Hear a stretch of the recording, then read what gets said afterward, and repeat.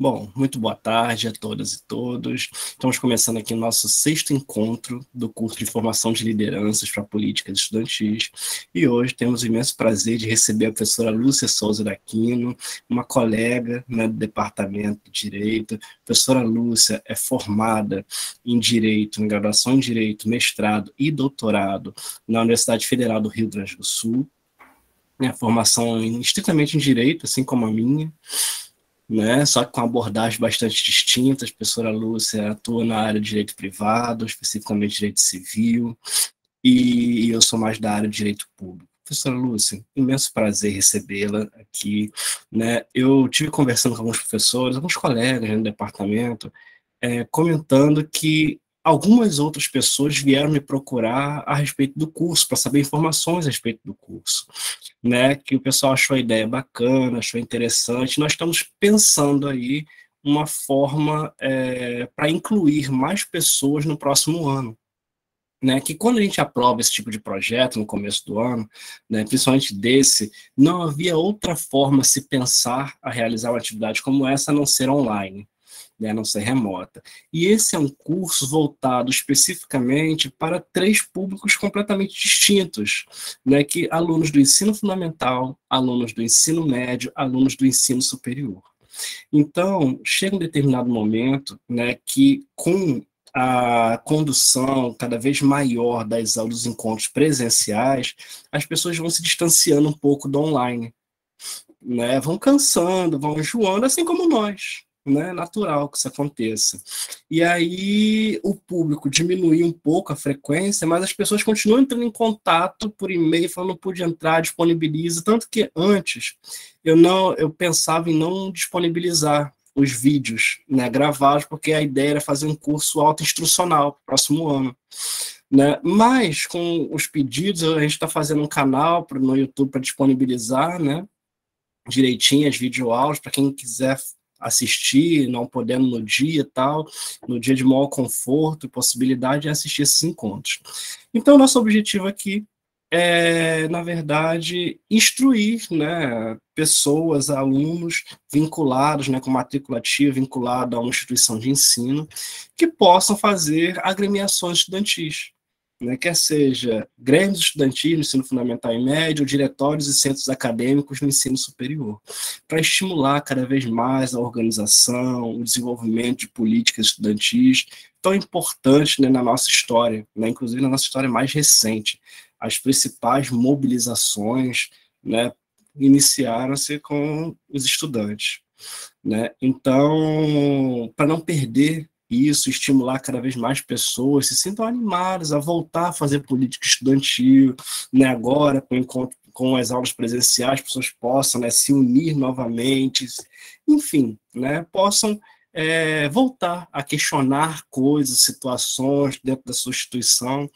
Enfim, esse é o nosso principal objetivo. E aí eu até brinco, né, falo com os colegas professores que o nome do curso não seria esse, né? O nome do curso seria Bora Fazer Balbúrdia. Mas é aquilo, né? Como a gente está no estágio probatório, né? Tem umas certas restrições com o atual governo, então a gente tem que tomar um certo tipo de cuidado. E a gente se utiliza, né, de uma estratégia bastante dos juristas, né, para poder dar o nome do curso, um nome grande que as pessoas não vão implicar, tá? A formação de liderança para políticas estudantis.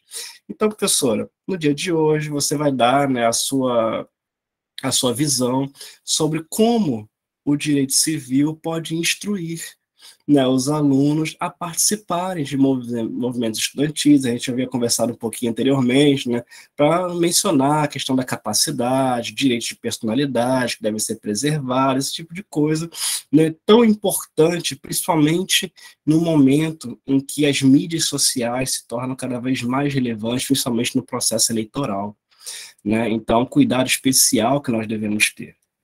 Então, professora Lúcia, sem mais delongas, muito obrigado pelo convite, obrigado pela participação aqui conosco. Sinta-se abraçada por todas nós. Esperamos que você se sinta bem a ponto de retornar futuramente, caso queira, é claro. Tá bom? Então, muito obrigado. A palavra é toda sua. Certo. Eu já aceitei o convite, tá, Carlos? Já voltarei. Enfim, em primeiro lugar, eu gostaria de agradecer o convite. estava olhando assim, todo mês na minha agenda, eu tá chegando perto, e ele não me falou nada. Será que ele não quer mais que eu fale? Estava ansiosa. Mas, enfim, agradeço o convite, agradeço a presença de todas e de todos aqui, e me sinto muito feliz de, assim, especialmente com o interesse da universidade e tua, Carlos, de proporcionar um curso voltado para a formação dessas lideranças. Por que eu digo isso? Eu vim de uma graduação em que política estudantil era uma coisa fortíssima, fortíssima, assim. Eu vivi situações, eu tive uma colega de graduação com quem eu entrei na faculdade, que eu me formei, foi a oradora da minha turma, que ela era da política estudantil e todos os anos ela concorria na chapa do centro acadêmico e ela perdeu todos os anos da graduação, a chapa em que ela estava, perdeu as eleições. E era uma coisa assim, o engajamento dela e de todos, né? Era um grupo mais ou menos parecido todos os anos, mas todos os anos eles estavam envolvidos. E era uma coisa enlouquecedora, assim, na universidade era uma coisa enlouquecedora o processo, e continua sendo. Às vezes eu ainda estou no grupo do Facebook da faculdade e eu vejo, assim, que lá a política estudantil é uma coisa que tem muita força, e o centro acadêmico lá da URGS, o Centro Acadêmico André da Rocha, ele é um centro acadêmico que tem uma atuação muito forte. E ano passado, quando eu estava na Federal da Grande Dourados, eu percebi que houve uma mudança muito grande na aparência dos centros acadêmicos. O centro acadêmico da Federal da Grande Dourados, e a primeira impressão que eu tive aqui também era que ele estava muito voltado para, especialmente assim, possivelmente por causa da pandemia também, né?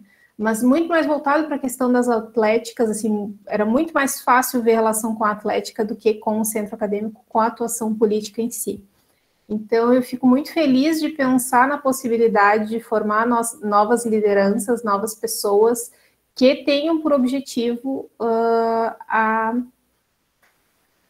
enfim, a atuação política, mesmo enquanto estudantes. Eu vim dessa situação, né, no Rio Grande do Sul, desde muito cedo as pessoas são muito envolvidas com política, a visão das pessoas, a política é a mesma que elas têm para o futebol. Então, se vocês alguma vez na vida já perceberam o tipo de rivalidade que existe entre gremistas e colorados, a atuação política do Rio Grande do Sul é exatamente a mesma que do futebol. Assim, eu convivi com pessoas que, sim, em dia de jogo, não abraçava, o gremista não abraçava o colorado, e funciona do mesmo jeito na política, do mesmo jeito. Foi muito assustador.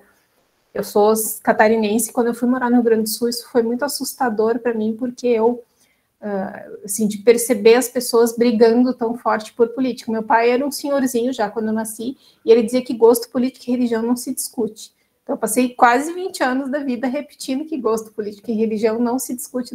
Depois eu comecei a pensar, talvez não. E aí foi um pouco assustador pensar que talvez não, talvez política se discuta. E mesmo depois do mestrado, doutorado, eu acompanhei muito de perto os movimentos políticos ali a partir de 2013, a questão das passagens, que depois virou outra coisa que não as passagens. O meu esposo também tem uma atuação política. Eu não sei se eu posso dizer isso em público, mas ele foi um dos incitadores em 2016, sabe, quando subiram lá no Congresso Nacional, ele estava em Brasília e ele incitou as pessoas a subirem lá nas cuias do Congresso Nacional. Então, é com esse tipo de pessoa que eu convivo. Então, para mim, pensar em política é pensar, né, em vida. A atuação política, para mim, é uma forma de viver, uma forma de se relacionar com as pessoas. E, evidentemente, que tem esses reflexos no macro, né, na política como um todo do país, mas tem reflexos no micro também, né, tem os reflexos. A gente não pode pensar que política só se faz em Brasília, só se faz em locais de política. Política a gente faz aqui dentro de casa, quando eu digo que tem que dividir, que não tem que dividir, quando eu digo que a criança tem que esperar a vez do outro, quando eu digo que ele não pode desrespeitar o outro só porque o outro é desse jeito ou daquele jeito. E na escola a mesma coisa, né? Na escola, na universidade, tem que estar muito presente essa visão, assim. Então, primeiro de tudo, assim, eu gostaria de ouvir dos alunos. Aliás, eu gostaria de primeiro fazer uma ressalva importante, que é todos os exemplos esdrúxulos que tiverem, eu vou usar o Gabriel ou a Vitória como exemplos, porque os três já foram meus alunos, então eu tenho intimidade para ferrar com eles e falar bobagem em nome deles. Então, já está a licença dada para fazer isso. Mas eu gostaria de ouvir, de quem quiser falar, obviamente, qual é a sua visão de política estudantil, qual é a sua intenção, se é que tem alguma intenção dentro da política estudantil, e como acha que se faz política estudantil? Não existe resposta certa nem errada, é só para ouvir a opinião de vocês.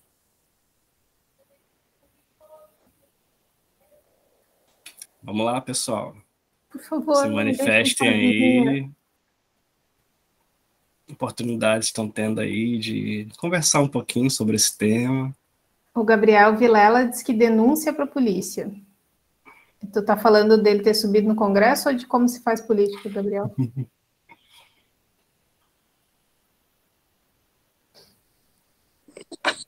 Lúcia, eu acho, assim, quando no ensino médio, eu tinha contato com o Grêmio, e aí eu sabia como a gente podia atuar, como reivindicar certas coisas, tipo, falta de professor, vaga nas matérias, tipo, não tinha professores para certas matérias, coisas que aconteciam, assim, na escola.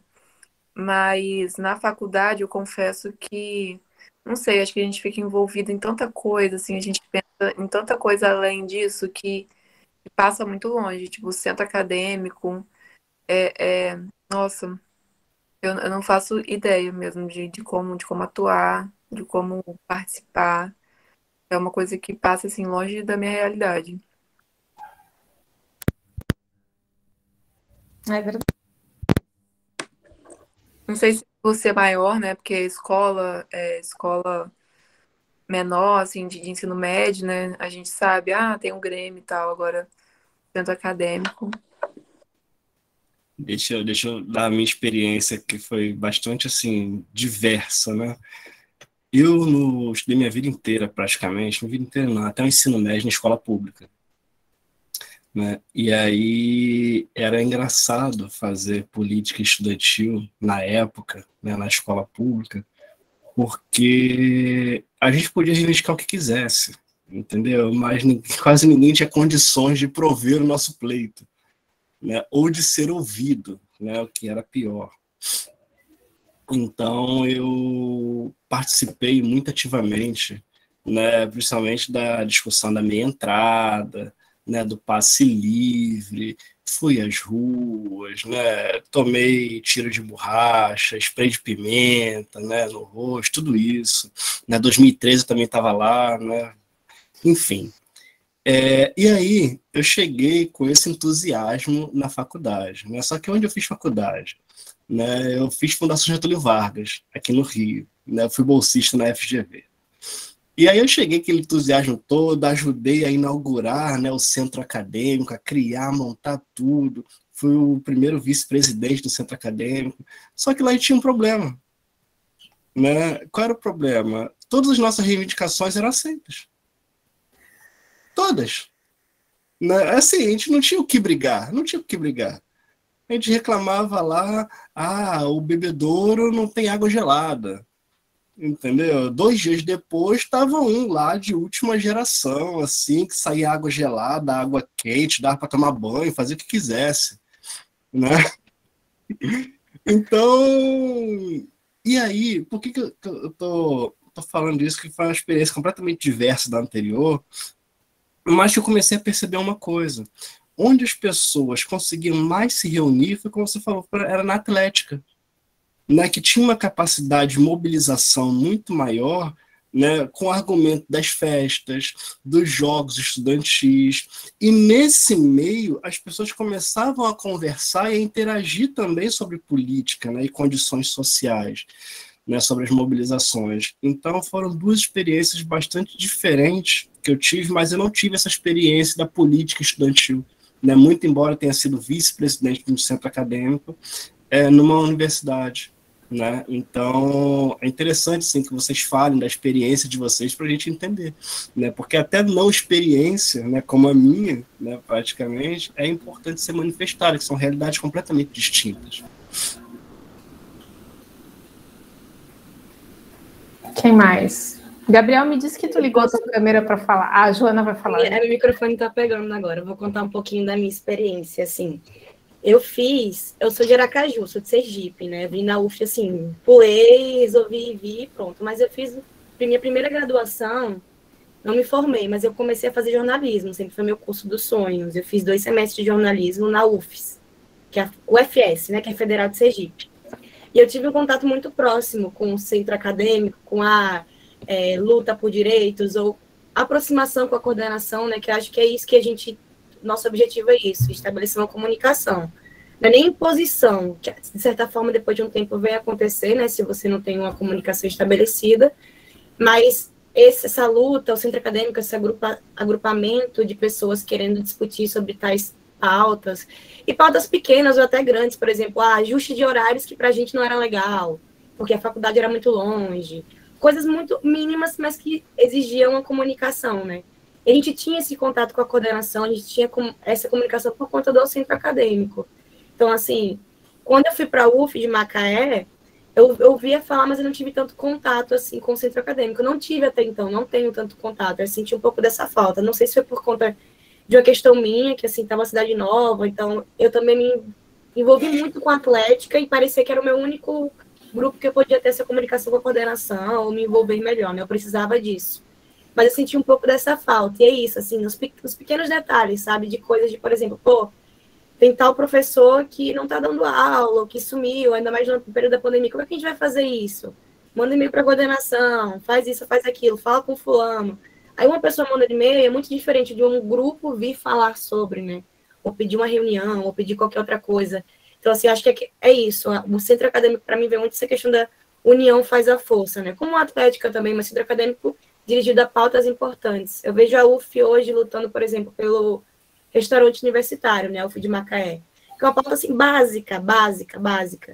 E talvez por não ter uma amplitude grande, infelizmente, assim, não ter uma adesão muito grande, são coisas que parecem muito distantes de discussão, né? Agora vai ser efetivado, obviamente, mas depois de muito tempo. Então, assim, eu vejo a importância do centro acadêmico nisso. Foi uma questão que eu tive muito envolvimento e hoje eu sinto um pouco de falta. Queria me envolver mais também.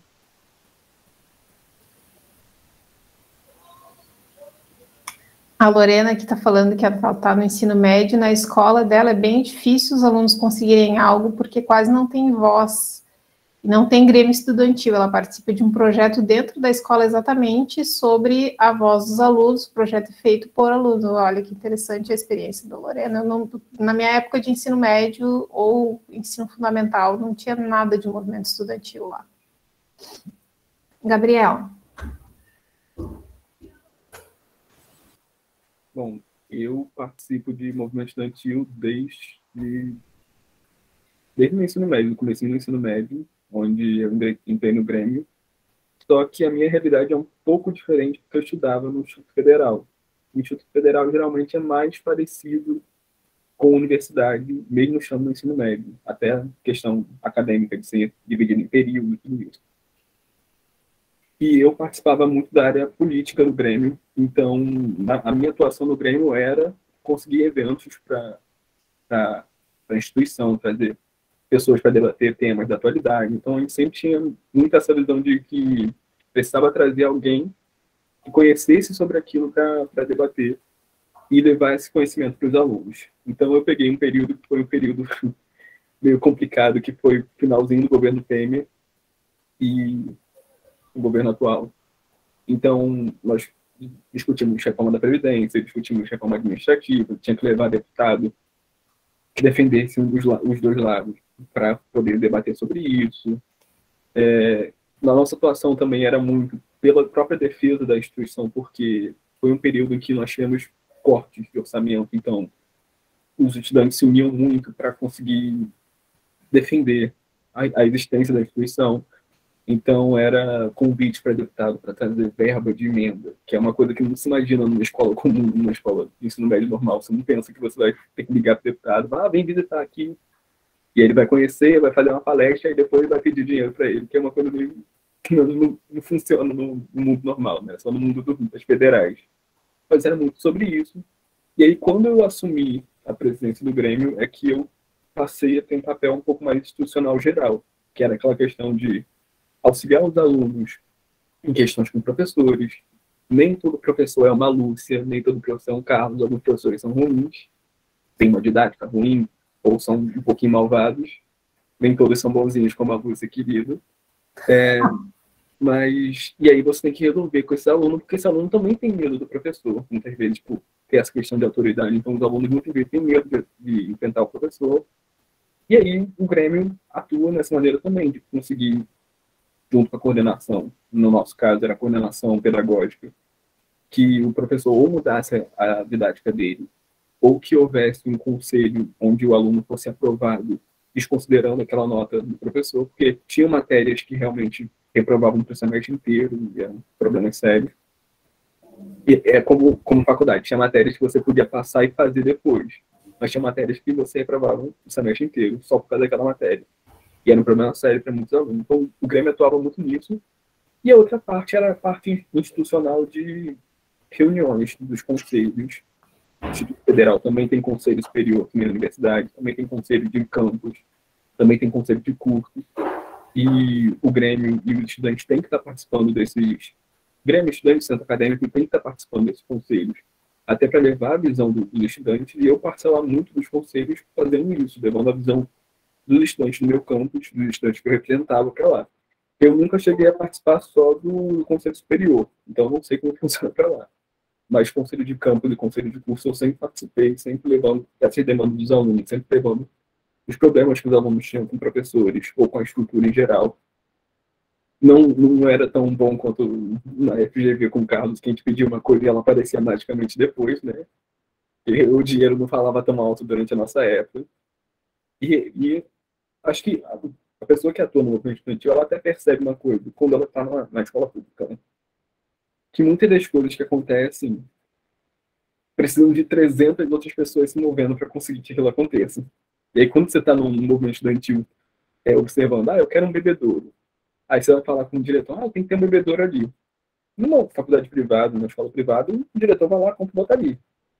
Na pública tem aquele processo todo, tem que ter uma licitação, porque a licitação tem que ter 3 concorrentes, no mínimo, sei lá, tudo isso, e um processo enorme para conseguir uma coisa mínima, que a gente sempre reclamava que estava demorando demais. Nossa, mas isso demora muito, não acontece nada.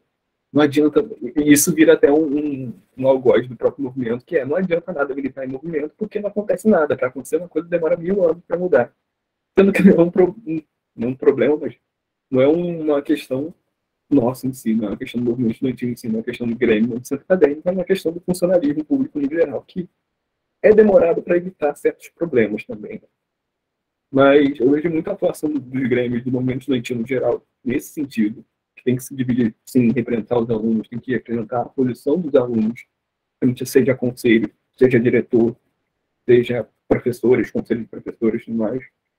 E na visão de que tem que ter sempre aquela questão de defender a educação de militância também, que é uma base para a educação, uma base para a militância estudantil, que é a própria educação. E nesses anos tem estado meio difícil defender, visto que não dá para militar muito sem ser xingado de balburro, como o professor disse, que seria o nome do curso. Ultimamente não tem dado para fazer muito protesto sem ser chamado de... Como é que é o adjetivo disso? Não me lembro, mas algum dia eu lembro. Mas é difícil você não ser xingado quando você vai militar por isso. Vagabundo, baderneiro, essas coisas assim. Baderneiro. Baderneiro é um bom adjetivo. Melhor do que ser bela, recatada e do lar. Eu prefiro, pelo menos. Quem mais quer compartilhar a sua experiência com o movimento Melhor que estudantil? Tchutchuca do Centrão também. Ai, nem lembro. Ai, gente. Ai, quem mais quer compartilhar a sua experiência com o movimento estudantil?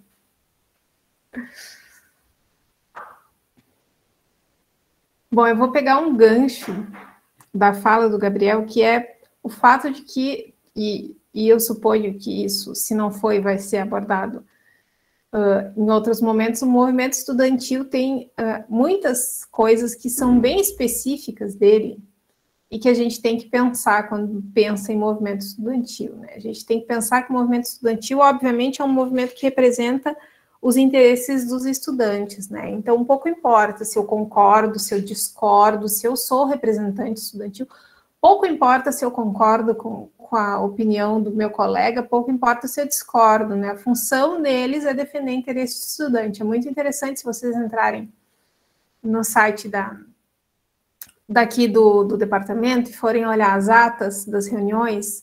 Em todas as reuniões que tem votação e que tem em que a representação estudantil está presente, não importa qual seja assim, a decisão, a representação estudantil sempre vota a favor dos estudantes.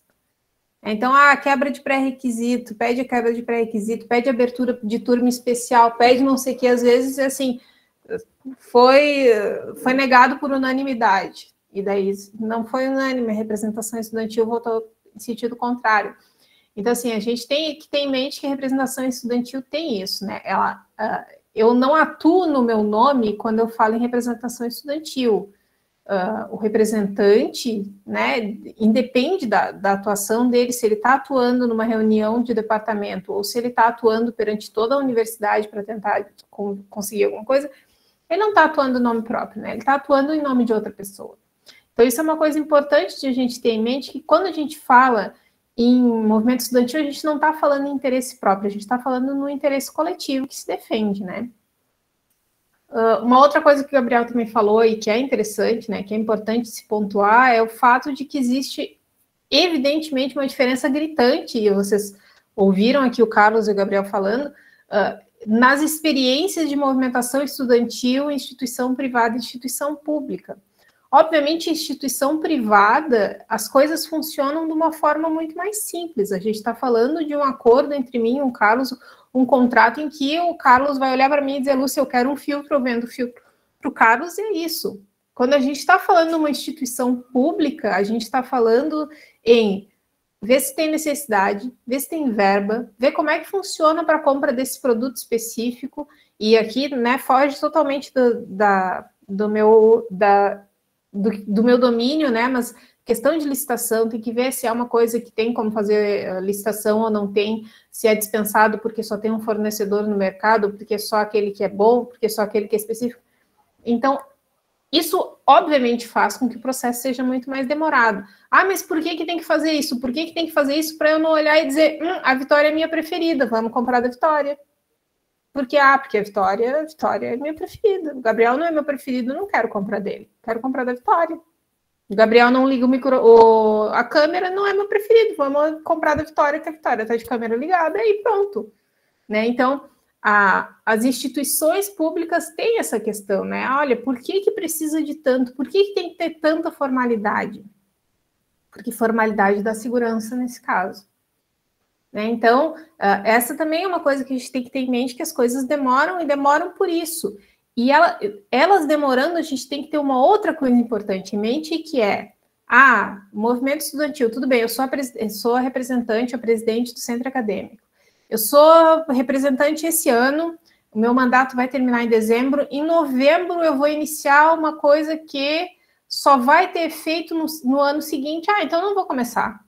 Porque não vai pegar bem para mim, vai ficar no nome da outra criatura, vai a Joana assumir depois de mim, e daí vai ficar todo o crédito para a Joana, porque foi na gestão da Joana que começou, que conseguiu a verba, que conseguiu o restaurante. Então, olha, eu não vou me mexer agora, vamos esperar até o ano que vem, e ela que começa esse processo.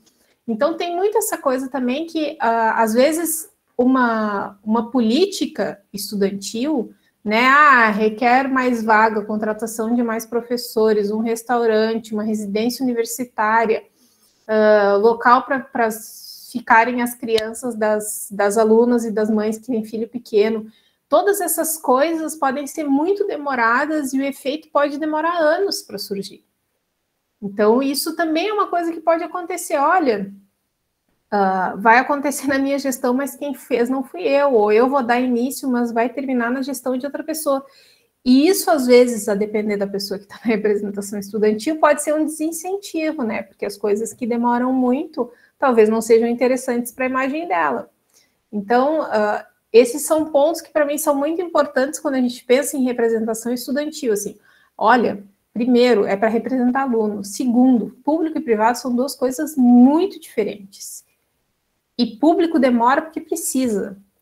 E, às vezes, a gente está fazendo por um bem maior que não é o nosso, que é o bem dos estudantes, né? Que, olha, eu vou continuar estudando aqui ano que vem quando eu não for mais presidente do centro acadêmico. Então, vai ser benéfico para mim? Vai ser benéfico para mim, mesmo que eu não esteja mais aqui como presidente. Por quê? Porque eu vou poder usufruir da coisa. Então, eu acho que isso é super importante de se pensar e de se falar quando se está falando em grêmio estudantil, em política estudantil. Agora, falando mais, né, para a parte do direito privado, tem muitas coisas que se tem que pensar no ramo do direito quando a gente pensa em representação estudantil, e a primeira delas para quem, né, está em instituição, a Lorena disse que está dando início a um projeto de grêmio estudantil na escola dela, então, como que vai ser esse grêmio? O que vai ser esse grêmio estudantil? Né? Eu quero dar início a isso. Como? Eu acho que uma coisa que é super importante, que tem aí a vocação do direito, que tem a importância do direito privado, é a formalização. Né? Quando a gente pensa num grêmio estudantil, numa política estudantil, num centro acadêmico, eu acho que é super importante a gente decidir, de ser decidido e de ser discutido desde muito cedo, qual é a cara que vai ter esse grêmio. A gente vai fazer uma associação. Então descubram como fazer uma associação, descubram como fazer o estatuto de uma associação, descubram se precisa de um advogado, se não precisa de um advogado. Para algumas instituições tem uma formalidade maior, para outras tem uma formalidade menor. Ai, gente, peraí que o gato estava aqui no meu colo, decidiu sair. Para algumas tem uma formalidade menor. Então, descubram, né, com outras instituições, falem com outros centros estudantis, com outros grêmios, para descobrir como que isso funciona na prática, porque isso pode ser um tormento, né? Qual é a figura? É uma associação, tudo bem. Como que funciona para criar uma associação? Tem que ter um estatuto, tudo bem, tem que ter um estatuto. E o que tem que ter nesse estatuto? Esse estatuto tem que definir tudo. O início de uma associação se dá com a elaboração de um estatuto que tenha todas as funções da associação. Tem que dizer como que ela vai funcionar, se tem patrimônio, se não tem, qual é a finalidade dela, quem vai ser quem, assim, vai ter o quê? Um diretor, um vice-diretor, um tesoureiro, um secretário, e acabou, vai ter outros membros. Como que faz para entrar na associação? Basta ser estudante da instituição ou tem que se filiar à associação? Vai ter anuidade? Não vai ter anuidade? Como que toma as decisões? As decisões tem que chamar toda a escola para vir e decidir, ou são só os representantes? Aí esses representantes, eles são eleitos ou eles são escolhidos de outra forma? Então, todas essas questões são super importantes e elas definem a cara que vai ter a instituição, a cara que vai ter o grêmio. Porque isso também é muito importante. Vocês...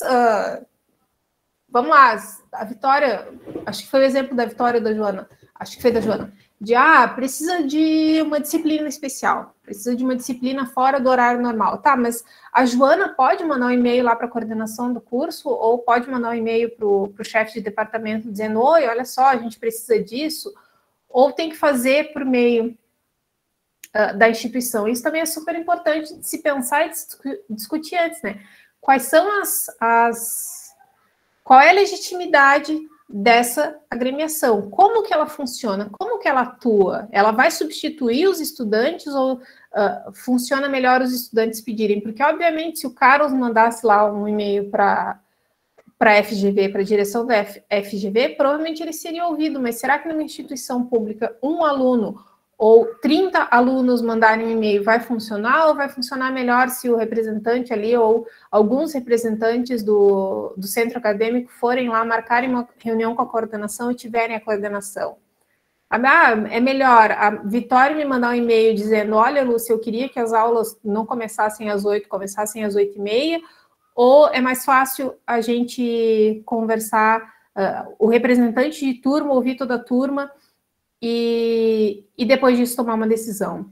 E aqui eu vou dar um exemplo que os dois Gabriéis estão cientes. Ano passado a gente teve na disciplina de obrigações, teve algumas situações em que teve uma situação específica em que veio um aluno me pedir um negócio e pediu, acho que era para desmarcar uma aula por causa de feriadão, e vejam bem, a pessoa me mandou uma mensagem no privado, via Instagram, e disse, Lúcia, pode trocar a hora, pode cancelar a aula. E o que a Lúcia fez? Isso é importante vocês aprenderem para não fazerem. A Lúcia respondeu via Classroom. Pessoal, não tem como cancelar a aula. E o que aconteceu? A turma já tinha decidido que não ia me pedir para cancelar a aula, e a aluna, contrariando a votação da turma inteira, foi lá e me pediu.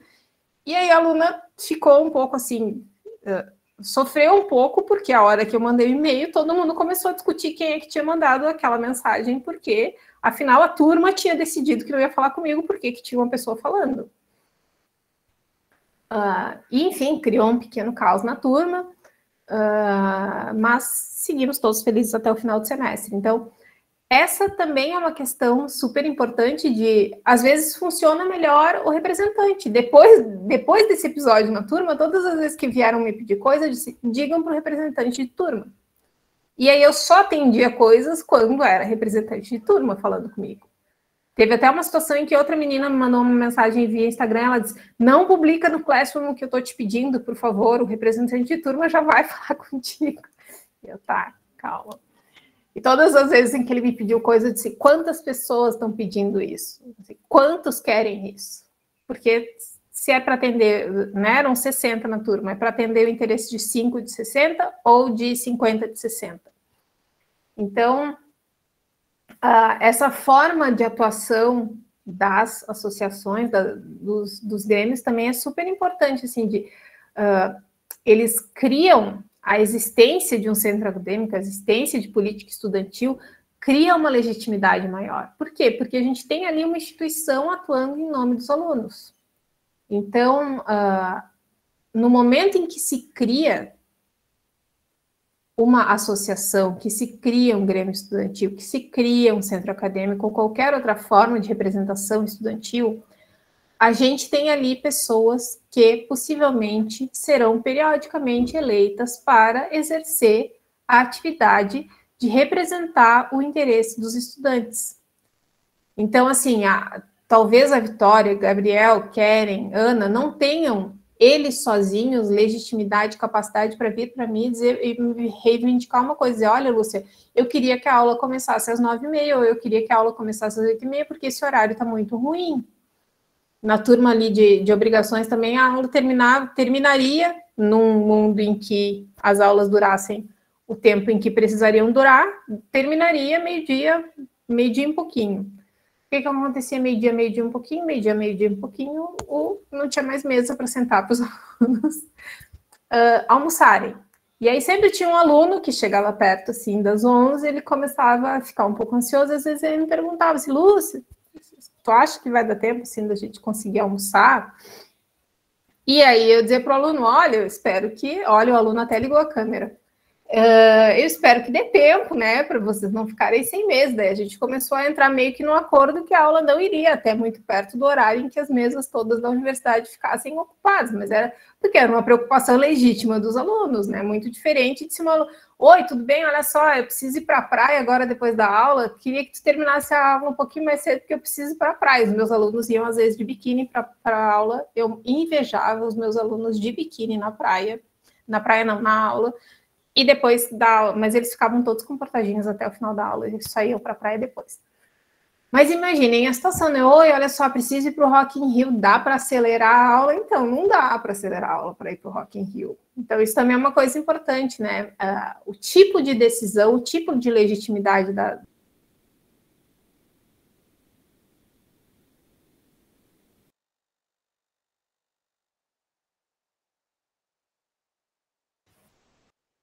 Travou só para mim ou para todo mundo? Para todo mundo, né? Travou, né?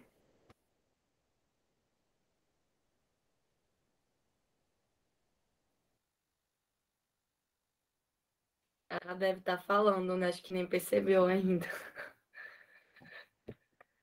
Vamos ver, mandar mensagem para ela.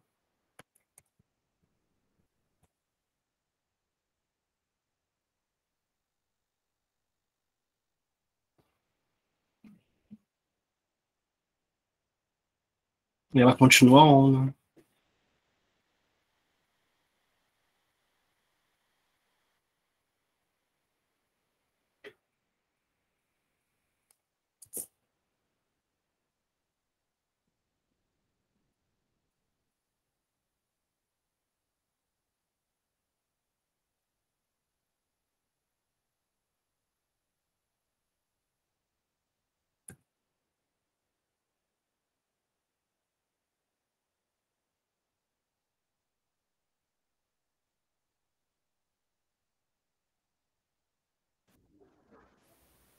Só porque eu falei que ia cair a luz, caiu. Tá. É que deu uma queda e daí o modem cai, e daí tem que esperar o modem voltar, gente. Desculpa. Tranquilo. Então, voltando, né? Isso também é de se discutir, né? Qual é o tipo de demanda que é legítimo para ser solicitado pelos grêmios e pelos centros acadêmicos. Uma outra coisa super importante também de se falar e de se discutir no âmbito do direito, e que o Carlos já deu uma adiantada, é a questão de direito de personalidade. Por que eu falo em direito de personalidade? Porque a gente está na era de internet, né? Se antes já acontecia violação desse tipo, agora está muito mais fácil, né? Muito fácil, o Gabriel me manda uma mensagem, eu tiro o print e divulgo o print da mensagem do Gabriel no Classroom da turma e digo, que negócio é esse aqui que vocês estão conversando? Ou a Vitória tira print dos xingamentos lá da turma dela, me xingaram no grupo de WhatsApp, a Vitória ficou muito brava, porque a Vitória acha que não é justo me xingarem, porque eu sou uma professora tão querida, eu falo tanta bobagem em aula que não pode alguém não gostar de mim. E aí a Vitória me manda, e daí eu reprovo a pessoa. O que tá pensando, né? Não sou um monstro.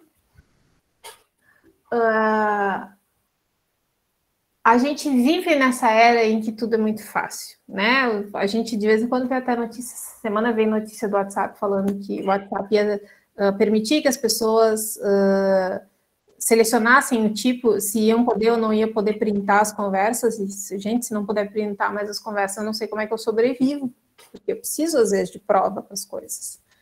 Como é que advogado vai sobreviver sem print de WhatsApp? Não tem como. Né? Tem ali a prova de que o cara não está pagando pensão, mas o cara está na festa. Isso é print, funciona. Não puder mais printar, a gente não tem mais vida. Advogado não tem mais vida. Então é tudo muito fácil ligar meu telefone de sala de aula, começar a gravar uma aula, e daí o professor diz ali que é uma vergonha uma pessoa que decida defender pagar a mensalidade de universidade pública. Eu estou lá em aula e digo, não, porque é ridículo esse tipo de ideia. Como é que vão querer cobrar? A gente já paga imposto, não vai cobrar mensalidade. A universidade pública é para ser pública, não é para cobrar mensalidade. E aí, de repente, um aluno decide que ele vai gravar minha aula, e daí ele decide que ele vai chegar para o coordenador de curso e vai dizer para o coordenador de curso, eu quero denunciar a professora Lúcia, porque a professora Lúcia está fazendo... como é que é o negócio? Eu não sei o que é ideológico, fugiu a primeira palavra. Doutrinação. Está fazendo doutrinação dentro da sala de aula, dizendo aí que não tem que cobrar mensalidade, eu acho que tem que cobrar. Vamos abrir um processo administrativo contra a professora Lúcia. Ou ele decide gravar minha aula e disponibilizar na internet a minha aula. Vejam bem, a minha aula é produto do meu trabalho, produto da minha criação intelectual. Ah, mas só fala sobre os assuntos que já existem. Tudo bem, mas sou eu falando. Se pegar eu e o Carlos para dar aula exatamente do mesmo tema, a gente vai dar aulas diferentes. Eu fiz um concurso uma vez, um processo seletivo para professor substituto, em que o tema era proteção constitucional do consumidor.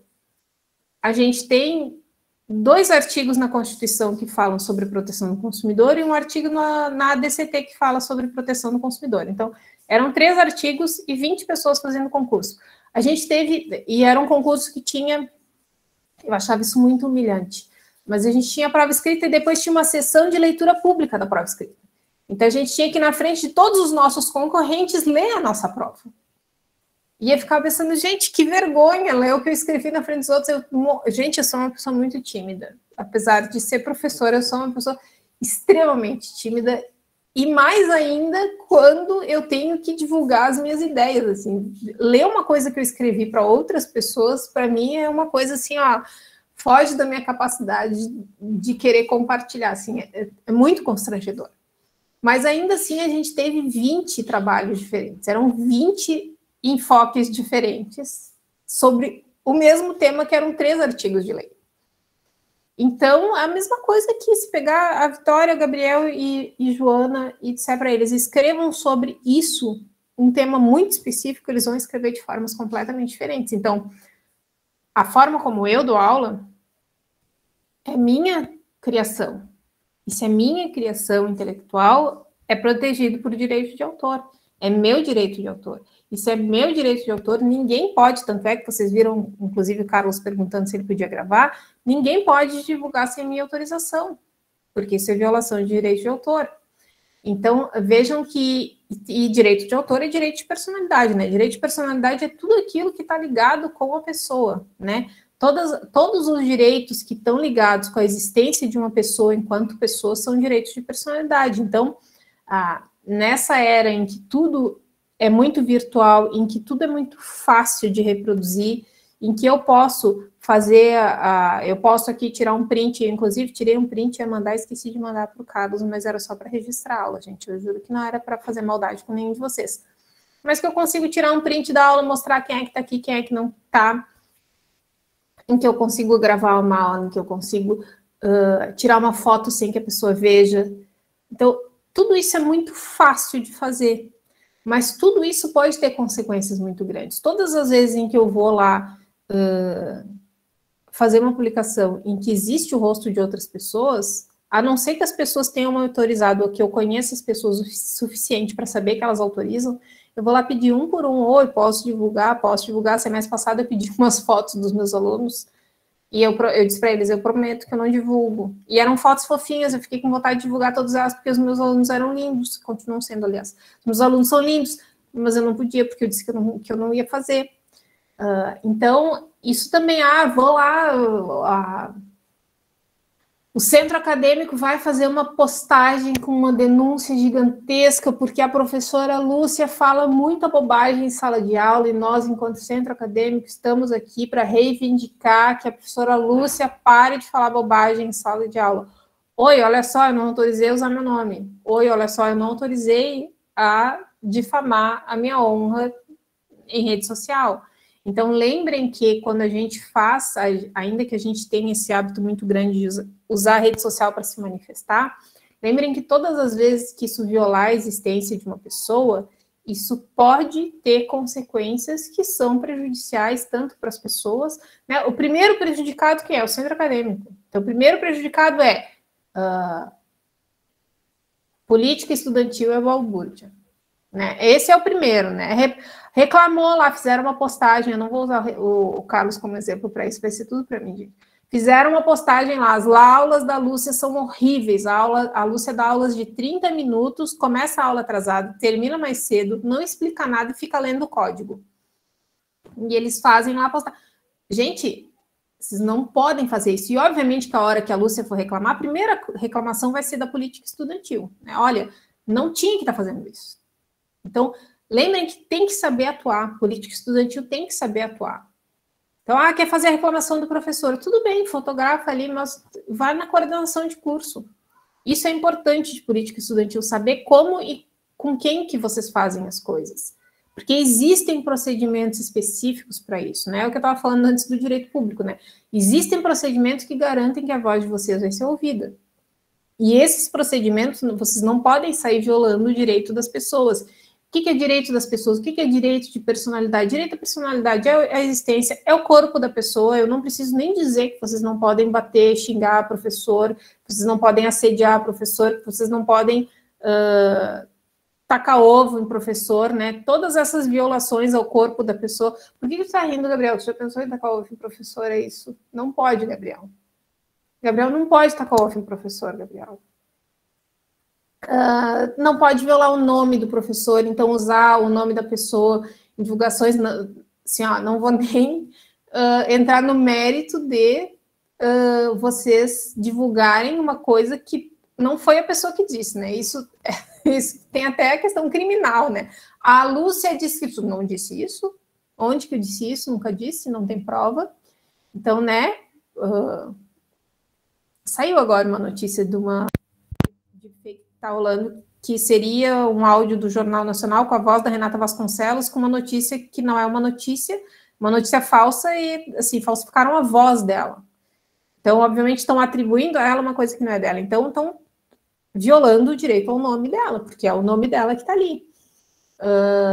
Imagem, divulgar a imagem de pessoas, por mais que imagem de pessoas, as imagens sirvam como meio de prova para dizer, olha, a Lúcia fez isso sim. Vocês não podem sair tirando foto dentro de sala de aula. Eu já impliquei, inclusive, com um aluno meu que tirava foto dentro de sala de aula.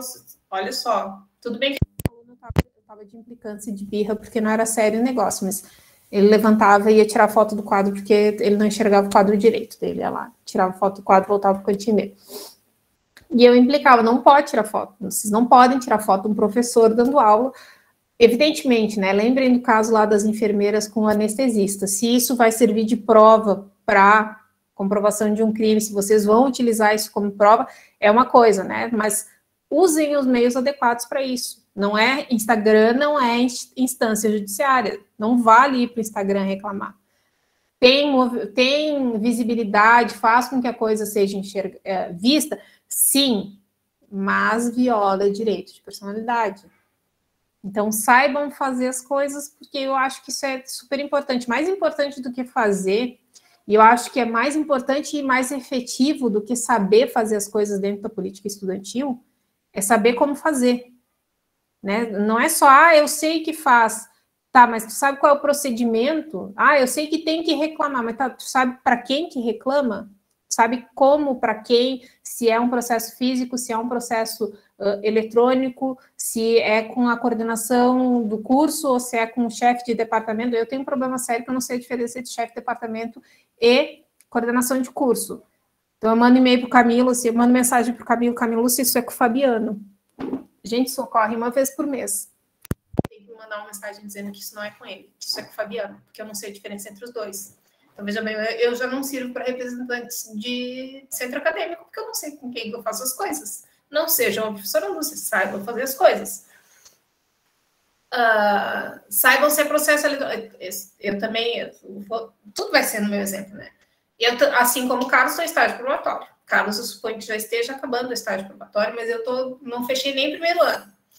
Aí, esses dias eu recebi uma mensagem, a gente tem um grupo, obviamente, dos professores que entraram ano passado. Eu, o Gabriel e a Milton, a gente tem um grupo de WhatsApp, e o Milton, não sei o que, a gente vai ter que fazer o relatório do estágio probatório. E eu pensei, tá, mas faltam 3 meses para fechar um ano, por que eu tenho que pensar nisso agora? E ele mandou um áudio daí que explicava, inclusive, Carlos, se tu quiser explicar para a gente depois como é que faz, porque a gente não sabe. Vejam que pelo menos eu sei perguntar para as pessoas, né? Perguntem para quem está em estágio probatório, que essas pessoas certamente sabem qual é o procedimento. Mas, se é processo físico, se é processo eletrônico, quando que entra, quando que não entra. Tem que entrar 3 meses antes de fechar um ano, ou tem que entrar no dia que fecha um ano. Isso tudo é super importante. Voltando, né? A imagem das pessoas, não adianta tirar foto, tirar o print, se vocês vão divulgar isso na internet, vai fazer barulho, mas está violando o direito da pessoa. Então, olha, vai lá na instância adequada. Na instância adequada não resolveu. Olha, tem a instância superior. Não resolveu. Tudo bem, vai fazer balbúrdia? Faz balbúrdia. Faz uma baita de uma balbúrdia, mas tampa o rosto da pessoa, não identifica o professor, faz balbúrdia, diz que está acontecendo porque tem uma professora tatuada na UF de Macaé de Direito que fala bobagem dentro de sala de aula. Vai sobrar poucas opções. Tem umas...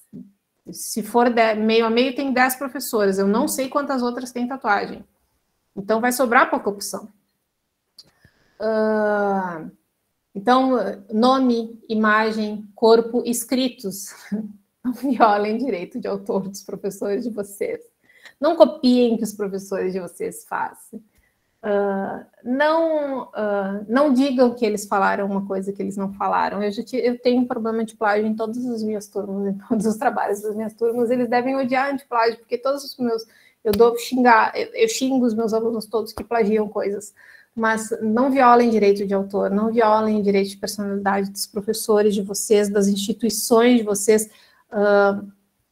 Direitos são, né, relacionados com a existência das pessoas, mas universidade, pessoa jurídica também tem direito de personalidade. Então, na hora que vocês publicam dizendo a UF é uma porcaria, porque a UF não se preocupa com os alunos, porque a UF isso, vocês estão violando o direito de personalidade da universidade. Porque é o nome da universidade também, porque a hora em que vocês divulgam que a universidade que está, deixa eu pensar numa boa, que planta maconha dentro da UF, vamos fazer uma denúncia, óbvio que está violando a imagem, e que daí alguém que não está muito feliz com a existência da UF vai dizer, tem que fechar a UF Macaé porque estão plantando maconha. Não tem maconha plantada, eu acho. Quer dizer, eu nunca procurei, mas tudo que eu já vi não parece ter nada que se pareça com maconha plantada. Eu acho que não. Eu não tenho muita intimidade, gente, mas eu acho que não. Eu fui muito vítima de preconceito na minha turma da faculdade, porque eu não fumava maconha. Não que eles todos fumassem, né? Mas eu fazia parte das pessoas que não fumavam, eu só andava com os maconheiros da minha turma. Imagina eu que não bebia. Eu nem bebo ainda. Não, hoje em dia eu bebo. Depois que eu me formei, eu precisei, mas naquela época eu também não bebia. Eu não bebia, não fumava e não fumava maconha. Daí eu andava com os meus amigos, eu tinha que fazer com eles. Assim, eu ficava falando com eles, porque eu ficava fazendo piada ruim. Eu acho que foi aí que eu aprendi a fazer piada ruim, Gabriel. Acho que se um dia eu tiver que xingar alguém, xingo os meus colegas. Mas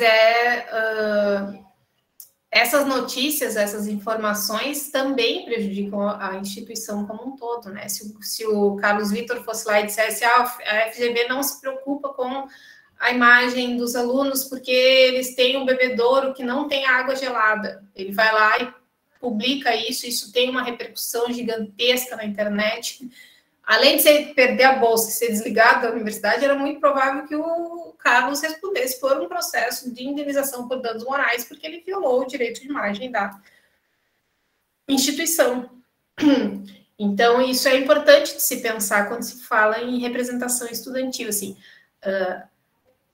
a atuação política estudantil tem que ser feita de forma que não viole direito alheio. É óbvio que os direitos dos alunos são legítimos, é óbvio que eles têm que ser levados em consideração, é óbvio que na maior parte das vezes eles não são, e isso é extremamente injusto, mas existem formas de fazer as coisas, e essas formas de fazer as coisas garantem a legitimidade das decisões, garantem a legitimidade da atuação de vocês. Porque não adianta vocês chegar, a Joana não está feliz comigo, a Joana me manda uma mensagem de WhatsApp me enchendo de lixo, dizendo, olha, foi terrível a aula, eu acho que essa forma de avaliação está tenebrosa, tem que mudar esse negócio. Ela fazer isso é uma coisa, um centro acadêmico fazendo isso tem outra força, tem a força da coletividade, a força de dizer, nós enquanto estudantes, não é um problema da Joana, não é a Joana não foi com a minha cara e resolveu reclamar, e olha, Joana, isso é um problema teu, porque é só tu que tem esse problema. Não, é uma representação estudantil que chegou à conclusão de que tem um problema a ser resolvido. Então, a gente tem dentro do direito algumas figuras de algumas formas de atuação e algumas figuras dentro do direito que têm essa capacidade de falar por outras. Vocês conhecem, por exemplo, o Ministério Público. O Ministério Público ele tem capacidade de atuar em nome de outras pessoas. Associação... vamos lá, quando vocês pensam em direito do trabalho, sindicato pode atuar em nome dos trabalhadores. A mesma coisa do centro acadêmico. O centro acadêmico pode falar em nome dos estudantes. Então, ele vai levar uma demanda, e é uma demanda que vai ser ouvida, porque não é a demanda de um estudante, é uma demanda de muitas pessoas. E a representação estudantil tem capacidade para isso. Eles têm a legitimidade para isso, eles têm força para isso. O direito dá a eles, o direito diz assim, oi, representação, prezada representação estudantil, você que foi constituída da forma certa, você que tem uma representação correta, que tem representantes, que tem ali o presidente, vice-presidente, que tem esse corpo de decisão formado, que tem uma forma escolhida para tomar as decisões. Vocês que fizeram tudo isso, tem tudo isso certinho, vocês podem atuar e representar os estudantes de vocês. Vocês têm legitimidade para falar em nome dos estudantes de Direito da Universidade Federal Fluminense, campus de Macaé. Então, isso é importante de se pensar na política estudantil, é o peso que tem a atuação. Óbvio que isso não tira, né? Vamos lá numa reunião que a gente tem que pressionar a Lúcia e o Carlos, que são... Não, eu não vou falar que a gente é coordenador e vice, porque eu não quero prever esse futuro, porque eu não tenho certeza se algum dia eu quero isso para a minha vida. Mas vamos lá, vocês que são representantes dos professores de direito público e privado, vamos lá, ter uma reunião para reclamar de alguma demanda muito importante dos estudantes. É óbvio que se tiver o centro acadêmico e outros 100 estudantes, vai ter um peso muito grande. Ninguém está dizendo que não é para atuar junto. 2013 estava lá, estava todas as representações estudantis e mais milhões de estudantes na rua reclamando. Então, óbvio que um número maior faz volume, faz barulho, faz muito mais barulho.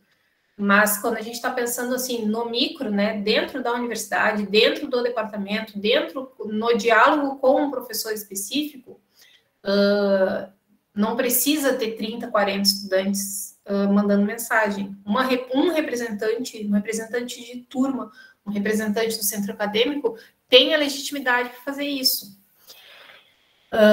E uma outra questão também dentro do âmbito de direito, e eu juro que essa é a última coisa que eu vou falar, porque eu já estou falando há muito tempo, uma outra coisa que é muito importante da gente pensar é de responsabilidade. E aqui eu falo responsabilidade no sentido de indenização por dano moral. E material também. Lembrem que quando atua uma representação estudantil, um centro acadêmico, um grêmio, a gente tem dentro do direito um princípio básico de não causar dano a ninguém. Então, a atuação de todo mundo, de todas as pessoas, em todos os âmbitos da sociedade, tem que ser de não causar dano a alguém. Por quê? Porque no momento em que a gente causa um dano a uma pessoa, e esse dano é um dano injusto, esse dano acontece porque a gente fez alguma coisa que não deveria fazer, ou a gente fez até uma coisa que a gente deveria fazer, mas fez extrapolando as minhas capacidades. Porque eu tenho capacidade de ir lá e dizer para a Vitória, oi, Vitória, olha só, eu não gostei do que tu fez aqui. Eu tenho capacidade de mandar um e-mail para ela dizer, Vitória, oi, olha só, tudo bem? Então, eu não gostei aqui da forma como tu fez, como tu atuou dentro da sala de aula, como tu te exaltou, eu não concordo com a tua opinião. Essa é uma coisa. Isso, eu estou no meu direito de não gostar do que a Vitória fez e reclamar com a Vitória, dizer, oi, não gostei. Uma outra coisa muito diferente disso é eu pegar uma foto da Vitória, ou eu nem pegar uma foto da Vitória, eu criar um story daquele sem fundo, só com texto dizendo, a Vitória fez isso em aula e eu não gostei. Eu estou extrapolando o meu direito de ficar descontente e reclamar com ela. Eu estou dando uma dimensão muito maior do que é o necessário para resolver um problema. Tem um ditado que por muito tempo eu achei meio bizarro, mas hoje eu até entendo, que é usar bola de canhão para atirar em pombo. É uma coisa assim, ou matar pombo com bola de canhão, mas enfim, a metáfora é de utilizar uma bola de canhão para matar um pombo. Vocês não precisam disso tudo, gente. Então, a gente tem que atuar, mas a gente tem que atuar dentro do nosso limite. É o limite do que é estritamente necessário. Então, quando a gente causa dano para alguém por alguma coisa que a gente não poderia ter feito, ou a gente fez extrapolando o nosso direito, né? Extrapolando a forma como a gente poderia fazer, ou a gente fez simplesmente porque a gente fez sem se preocupar, porque a gente foi negligente. Eu deixei a câmera ligada durante a aula, e aí ficou filmando a aula e eu não percebi, sei lá, eu estava numa live no Instagram e de repente causei dano para uma pessoa que estava dentro da sala de aula e que fez alguma coisa, falou alguma coisa, aconteceu uma situação em aula, isso prejudicou a pessoa. Então, todas essas situações, todos esses danos, eles vão ter que ser reparados. E isso, ou eu falei aqui em situações que tem um dano só para a imagem, para a pessoa, mas pode ser um dano mais sério, pode ser um dano de, sei lá, jogar o ovo no carro do professor e sujar o carro, quebrar um vidro, rasgar o pneu. Não estou dando ideias, tá, gente? Não façam isso. Não pode fazer isso, não pode. Machuquei alguém, deu uma briga dentro da sala de aula e sobrou para alguém, sobrou para o professor, sobrou para o vidro da sala de aula. Isso tudo pode e provavelmente vai precisar ser ressarcido de alguma forma. Então, todas essas situações geram responsabilidade, e ainda que, como eu já falei, ainda que a responsabilidade inicial seja do centro acadêmico, pode muito bem olhar e dizer, mas quem fez isso foi o Gabriel, não foi o centro acadêmico. O Gabriel, nesse momento, não estava atuando como representante do centro acadêmico. Ou o Gabriel, nesse momento, ainda que ele tenha atuado em nome do centro acadêmico, ele agiu de uma forma que ele não poderia. Foi ele que quebrou o negócio. Então, assim, vai sobrar para alguém que geralmente é a parte mais fraca da situação, né? Lembrem que a corda arrebenta do lado mais fraco. Então, via de regra, vai arrebentar onde é mais fraco, que é nos estudantes, que é no estudante e não só no Grêmio Estudantil. Então, quando se atua, quando a gente está nessa situação de atuar em nome de uma coletividade, a gente tem que pensar no interesse da coletividade. Qual é o interesse real dessa coletividade? Qual é a necessidade dessa coletividade? Qual é o instrumento que eu utilizo para fazer isso? Quais são os meios que eu tenho para fazer isso sem violar o direito de ninguém? Sem violar a imagem, sem violar a propriedade, sem violar nada disso, para que isso seja adequado. Por quê? Política estudantil incomoda. Tá? Por quê? Porque ninguém quer ouvir. Eu não quero ouvir, o Carlos não quer ouvir, nenhum professor quer ouvir que é ruim, nenhum professor quer ouvir que os alunos não gostam da aula dele, quer ouvir que dá aula curta, que dá aula longa demais, que fala devagar, que fala rápido, que é chato, que fala numa voz muito lenta, e aí a aula fica extremamente monótona, porque a pessoa fala sempre no mesmo tom. Ninguém quer ouvir isso. Ninguém quer ouvir, a instituição não quer ficar ouvindo todos os dias que precisa ter um restaurante, que precisa ter um espaço para as crianças, que precisa ter instalações melhores, que a biblioteca é grande, que a biblioteca é pequena, que o banheiro está com água, que o banheiro está sem água. Política estudantil é uma forma de fazer valer direitos de pessoas que, via de regra, quase sempre estão numa situação de vulnerabilidade. Não pensem que política estudantil é o cardume se juntando para espantar o tubarão ou qualquer outro bicho grande que vocês pensem. Esses dias eu vi uma cena que era uma onça atacando uns bichos que eu não me lembro agora o que era, mas eram uns bichos que eram, assim, do tamanho de um cachorro médio. Eu não me lembro qual era o bicho, mas tinha uns 5, 6 deles. E ariranha. De uma onça. Oi? Ariranha. Eu acho que era ariranha. E estavam as ariranhas ali na beirinha d'água e a onça vai... Gente, era uma onça. Uma onça. E os bichos começam a fazer barulho. Eu não entendi ainda por que a onça começa a fugir, mas os bichos começam a fazer um barulho e começam a fazer um negócio que a onça corre. Então, assim, quando se juntam as pessoas, quando se juntam ainda que os vulneráveis, né, ainda que as pessoas que têm menos poder, quando elas se juntam, elas têm uma capacidade muito maior de atuar e de defender os direitos delas. Porque a gente pense, vamos pensar no grande aqui, tá? Vamos lá. Vou dar um exemplo aqui que vai ser o fim do fim, porque depois talvez vocês não queiram mais falar comigo. Vamos pensar que nós vamos instituir a Assembleia Legislativa deste curso. Então, a partir de agora, o curso do professor Carlos vai ter uma Assembleia Legislativa que vai defender os direitos das pessoas. Eu vou usar como exemplo as pessoas... A Vitória acabou de desligar aqui a câmera dela, mas vamos lá. Eu vou olhar a lista de presença aqui de vocês, só para dar um exemplo. Cadê? 20 pessoas, vamos lá. A gente tem eu, Ana, Damares, Jaqueline, Jennifer, Joana, Lohane, Lorena, Ludmila, Keren, Raquel, Vitória. Nós temos 12 mulheres aqui. A gente tem uma maioria de mulheres. Quando a gente for tomar uma decisão nesta Assembleia Legislativa deste curso, como a gente tem uma maioria de mulheres, é muito provável que as decisões tomadas possivelmente favoreçam as mulheres.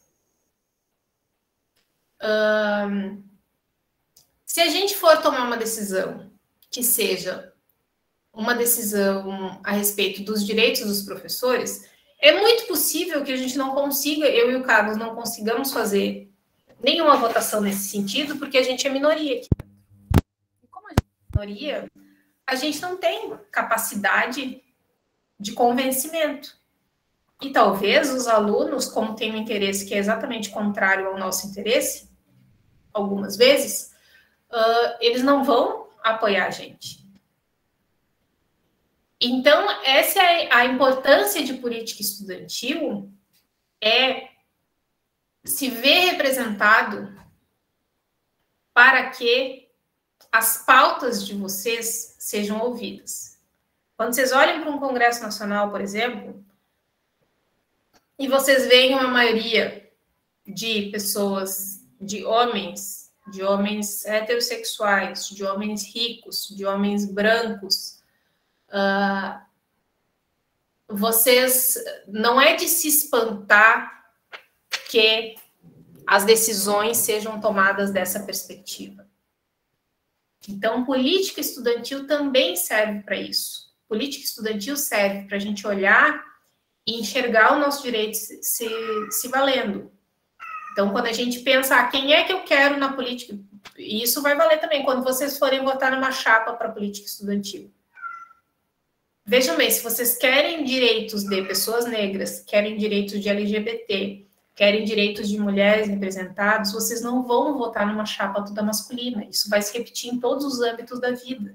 Se a gente precisa de uma política estudantil que represente os estudantes de baixa renda, não adianta votar nos estudantes de renda alta. Eles vão defender os interesses prioritariamente deles. Isso vale para a política. A gente não consegue mudar uma realidade social se quem decide os rumos dessa realidade social são pessoas que não vivenciam os mesmos problemas que a maior parte da população.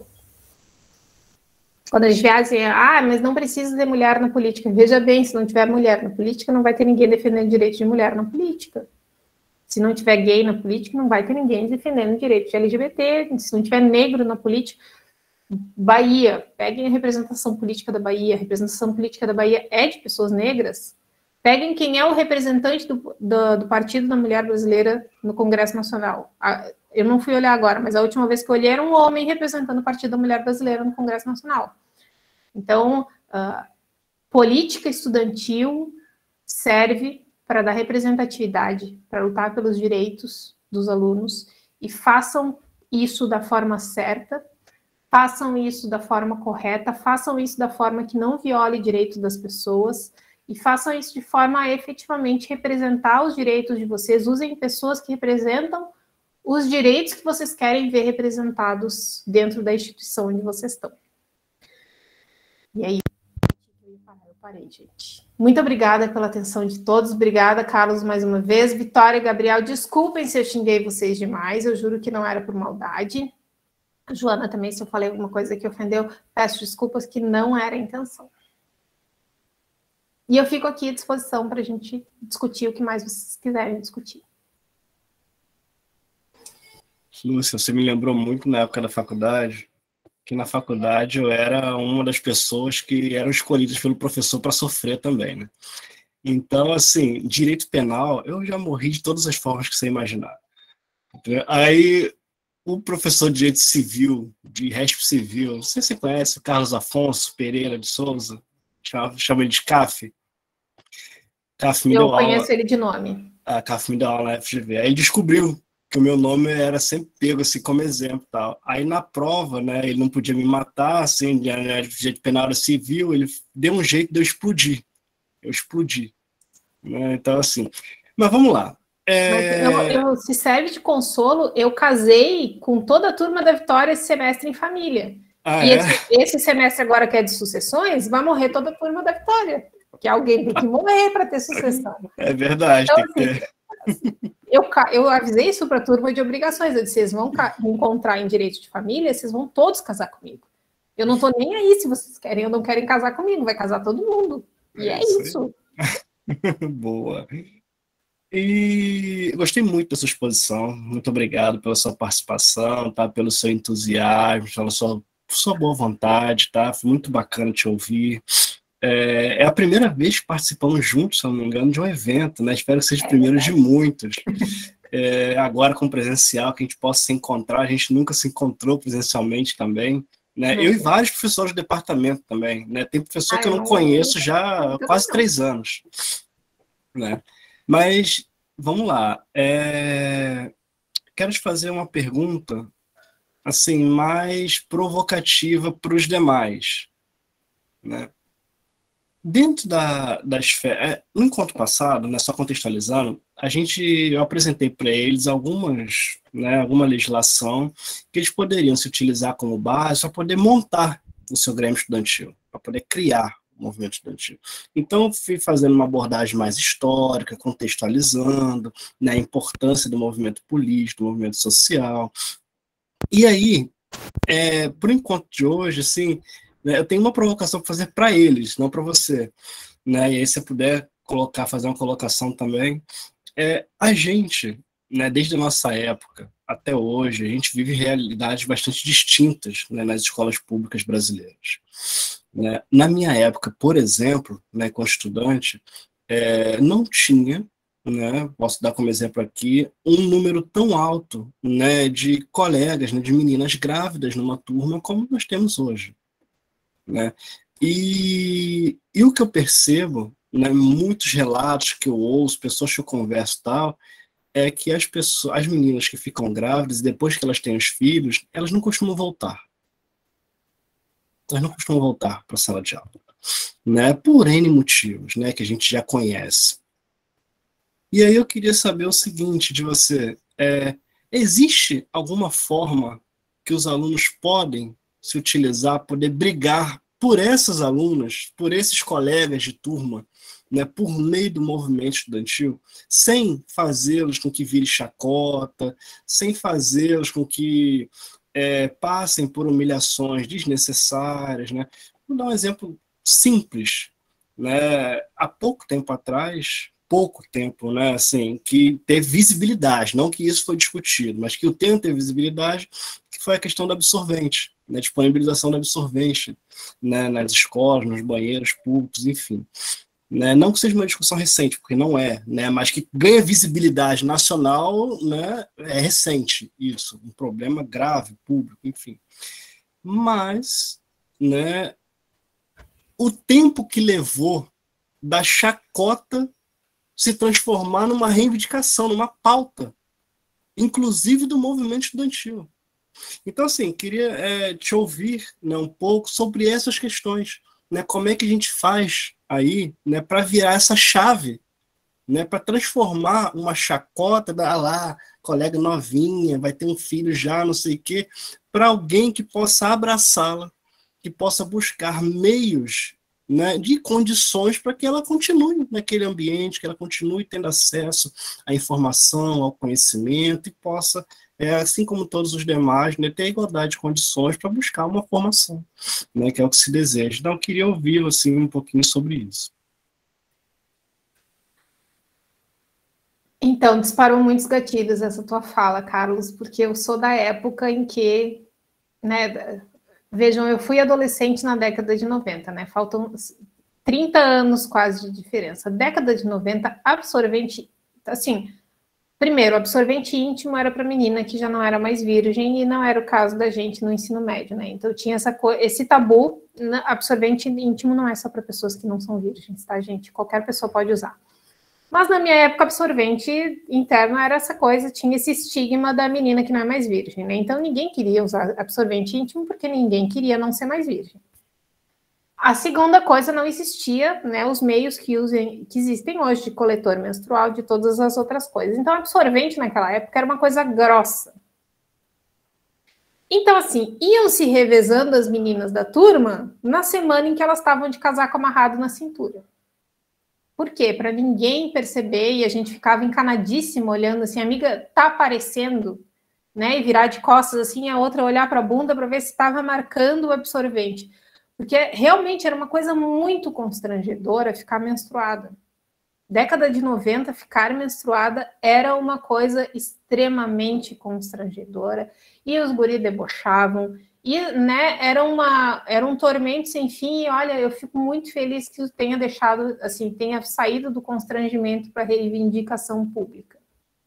E a maternidade tem isso também, né? A gente ainda não conseguiu levar a maternidade nesse nível. Eu tive, no segundo ano do ensino médio, duas colegas minhas ficaram grávidas e eu me lembro que era um tormento muito grande, assim, um tormento para todo mundo. Assim, elas debochavam delas, daí as diretoras, teve uma vez que pintaram a sala onde eu tinha aula e as gurias, olha só, não dá para ficar, o cheiro está muito forte, né? E as gurias estavam grávidas, provavelmente com enjoo, sei lá. E a diretora olhando assim, gravidez não é doença, vai ficar na sala com cheiro de tinta sim. Então, e me parece, isso é uma constatação não minha, mas de muitas outras pessoas que estudam muito mais que eu o tema, que a condição feminina é muito desprezada em todos os lugares, né? Então, eu acho que é muito importante, do ponto de vista de todas as pessoas, que elas se lembrem que a condição feminina é uma condição como qualquer outra. A existência de mulheres é uma condição como qualquer outra. As pessoas nascem, via de regra, homens ou mulheres, e algumas ali, algumas possuem características dos dois, e ao longo da vida as pessoas muitas vezes se descobrem em qualquer outro espectro de gênero que não esse. Então, assim, a gente precisa, todo mundo precisa, e precisa, eu enquanto mãe de meninos, eu enquanto mãe de pessoas, e todas as pessoas de dentro da nossa casa até o âmbito da universidade, de uma instituição de ensino, a gente precisa entender que as pessoas são o que elas são e que a gente tem que respeitar. A gente não sabe como que a menina engravidou, se ela engravidou porque queria, se ela não engravidou porque queria, e isso não faz nenhuma diferença, né? Diga-se de passagem. A gente não sabe o que aquela pessoa está passando em casa, como que tá. Então, assim, a primeira coisa que a gente tem que ter assim, um profundo respeito pela condição do outro e a noção de que as nossas opiniões pessoais são nossas e não refletem e não podem ser refletidas na forma como a gente trata as pessoas. Vou dar um exemplo aqui, um exemplo polêmico, mas um exemplo. Eu, Lúcia, pessoa, no que diz respeito à minha vida privada, sou absolutamente contra aborto. Eu tenho ciência inequívoca de que, em situação nenhuma, eu teria coragem de abortar. Mas a minha opinião é outra quando eu penso em aborto enquanto política pública de saúde. Aborto enquanto política pública de saúde é uma forma de evitar mais mortes maternas. Então, assim, são duas coisas completamente diferentes. Então, a gente tem que... A primeira coisa, eu acho, que a gente tem que pensar é que as nossas opiniões, mas eu acho que não tinha que estar grávida, tudo bem. Mas eu não acho que devia engravidar na cidade, então não engravida na cidade. Mas agora aquela pessoa, nesse momento, ela está grávida. Né? Então, primeiro, um respeito pelas pessoas. A segunda coisa é um pouco de empatia também, né? De entender que já deve ser difícil o suficiente estar grávida na adolescência, estar grávida no início da vida adulta, estar grávida enquanto estuda. Né? Não é fácil. Eu não sei se mais alguém aqui já esteve grávida, mas gravidez é o Carlos, eu sei que tem filho, deve ter vivenciado isso com a esposa. O início da gravidez é um período em que as pessoas têm um sono, mas um sono que é uma coisa incontrolável. E daí tem enjoo. E daí tem confusão mental. Grávidas têm uma confusão mental gigantesca. Eu tinha muita dificuldade de raciocínio quando eu estou grávida. Ainda bem que eu era do direito e não da matemática, porque eu não sei o que eu ia fazer da minha vida se eu precisasse de alguma coisa assim. Então, assim, a gente tem que ter uma empatia de entender que aquela pessoa já está passando por um processo difícil. E depois que nasce a criança, né? Eu foquei na gestação, mas tem a parte de depois que nasce a criança, a gente vira à noite. Não existe bebê que durma a noite inteira, via de regra, bebês acordam a noite inteira. Na maioria das situações, é a mãe quem tem a responsabilidade de cuidar dessa criança de madrugada. Não vamos enfeitar, mas o pai participativo. O pai participativo num país como o Brasil é uma exceção. Então, assim, provavelmente quem cuida dessa criança vira à noite amamentando é a mãe. Quem vira à noite cuidando de cólica é a mãe. Quem vira à noite trocando fralda é a mãe. Então, assim, é necessário também muita empatia. Infelizmente, não existe nenhuma garantia jurídica fixa de que a gestante ou de que a mãe tem direito a qualquer tipo de tratamento especial. Mas a gente tem que pensar no seguinte: o direito básico das pessoas é a educação. Então, tanto a menina do ensino médio, não quero nem pensar em ensino fundamental, mas menino do ensino médio, a mulher do ensino superior, essas pessoas têm direito à educação. E é um dever do Estado garantir esse acesso à educação. Então, eu acho que a forma de se garantir esse tipo de situação é focar no fato de que aquela pessoa tem direito à educação. Aconteceu, ela teve um filho? Sim, ela teve um filho. Isso não muda o fato de que ela tem direito à educação. Então, assim, o que os alunos podem fazer, né? As alunas podem fazer? Reivindica um plano especial de ensino. Isso tem legislação, inclusive, se eu não me engano, a respeito, eu posso confirmar, mas se eu não me engano, tem legislação a respeito de ter um plano de ensino específico, uma forma de ensino específica para cobrir esse período em que ela não vai poder assistir aula, porque, evidentemente, por um período, talvez não possa assistir aula. E, assim, tem uma mãe de criança pequena em aula, né? Conversem com o professor. Eu tive no último semestre uma mãe que tinha uma criança, no começo do semestre estava com 3 meses, não me lembro. Mas, assim, olha... Professor, eu vou entrar com um carrinho na sala de aula. Óbvio que tu vai entrar com um carrinho na sala de aula. Não vai deixar a criança no corredor e entrar, sabe? Acho que é um papel nosso também, enquanto educadores, mostrar o tipo de educação que a gente quer, né? Não é só passar conteúdo, é mostrar o tipo de educação que a gente quer. E o tipo de educação que eu quero é o tipo de educação em que uma pessoa que tem um filho tem a liberdade de estar dentro da minha sala de aula com o filho dela. Eu sei que a realidade eu vivo a realidade em que algumas vezes eu não tenho cuidador. Eu estou organizando agora a agenda acadêmica e tanto eu quanto o Diego temos palestra no mesmo dia, no mesmo horário. Eu já estou pensando quem de nós que vai ter que ficar palestrar com criança dentro de sala de aula. Então, assim, a gente tem que pensar que isso é da vida das pessoas. Ter filhos é da humanidade, né? A gente fala nas meninas porque recaem sobre elas os cuidados, mas procriar é uma coisa, uma condição da existência humana.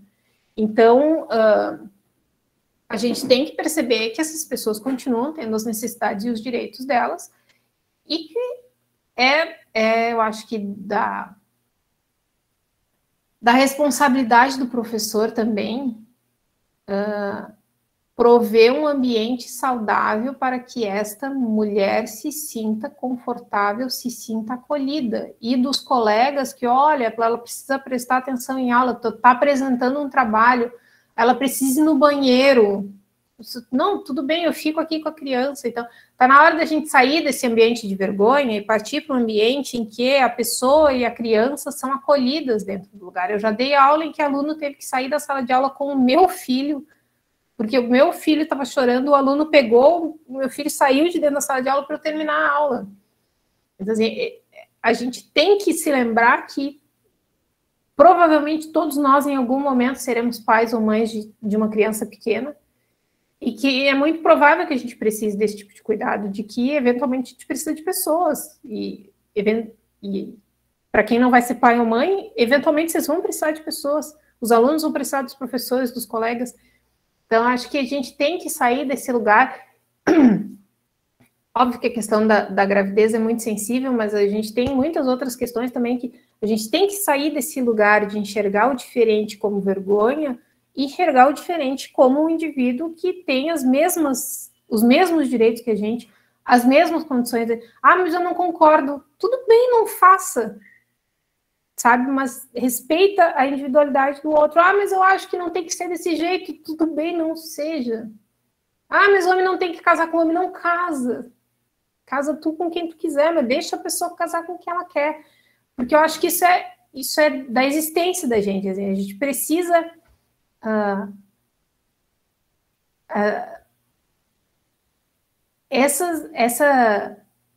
essas pessoas que causam vergonha nas outras, sabe? Esse bullying todo que as pessoas sofrem, tem que o bullying passar a ser uma coisa vergonhosa, sabe? Tem que ser aquela coisa assim, tu tinha Orkut que eu sei, tu fazia bullying que eu sei. A gente tem que ir para esse lugar em que é vergonhoso fazer bullying com as pessoas e que a gente enxerga os outros e acolhe os outros, porque a gente todas as pessoas são pessoas e merecem as mesmas garantias. E quando a gente está falando de educação, a gente está falando de um direito que é garantido para as pessoas. As pessoas têm o direito de serem educadas. Mas tem filho, tudo bem, não tendo o direito de ser educada. Mas o filho vai chorar em sala de aula. Todo mundo chora. Eu já tive aluno chorando em sala de aula, eu não mandei sair. Né? Mas vai fazer barulho. Meus alunos fazem barulho, meus alunos às vezes estão com o celular ligado, começa a tocar o telefone no meio da sala de aula, ouve áudio na sala de aula. Estou dando aula, começa um áudio do nada, assim, no meio da sala. Conversam. Por que a gente vai xingar isso num bebê? Que nem tem a escolha, né? Eu vou chorar agora. Não, gente, ele não tem essa escolha. Ele chora porque ele precisa chorar, ele só sabe falar chorando. Então, acho que a gente tem que ter esse tipo de sensibilidade de enxergar o outro. E vocês, o que vocês acham, gente? Eu acho que é isso mesmo. Lembrei que sempre repercute muito, né? Eu sempre vejo fotos no Instagram de professores que seguram, né, os bebês durante as aulas e como que isso é realmente que você falou, é um acolhimento e é assim, o direito daquela pessoa se cumprindo, né? Porque por uma escolha ela não pode ser punida, né? E ter esse direito subtraído, né? Também me lembrei sobre as cotas, né, raciais, que agora a lei tá fazendo 10 anos e como que foi também uma luta dos estudantes, né? Como que foi, assim, todo um processo complicado e como tem gente que até hoje critica e acha que isso é uma diferenciação. Nossa. E como que foi necessário, ainda é necessário, né? Para sanar mesmo essa dívida histórica que nós temos, né? Com a população negra escravizada. E me lembrou muito a sua fala, me lembrou muito isso. Isso é uma construção de educação, né, gente? Eu, na graduação, era contra a cota racial. Eu era a pessoa que gritava que tinha que ter cota social, mas não racial. Tá? Porque, tem que ter cota, porque é um absurdo. Eu precisei me educar muito, gente, para isso. Então, assim, é uma questão de educação. De a gente, né, 20 anos atrás, quando eu estava na graduação, Acho que foi por ali que começaram as grandes discussões sobre cotas, e ali eu era, assim, eu precisei estudar e precisei me lembrar de que, obviamente, eu sou contra cotas porque não é na minha pele que sofre. Então, assim, é uma educação muito constante que a gente tem, e a posição, a minha enquanto pessoa branca, as dos homens enquanto homens, a nossa posição, quando numa posição de privilégio, é de lembrar sempre que a gente está achando, pensar primeiro assim, eu estou pensando isso porque eu acho isso, ou estou pensando isso porque não dói em mim? Excelente, Lúcia, obrigado.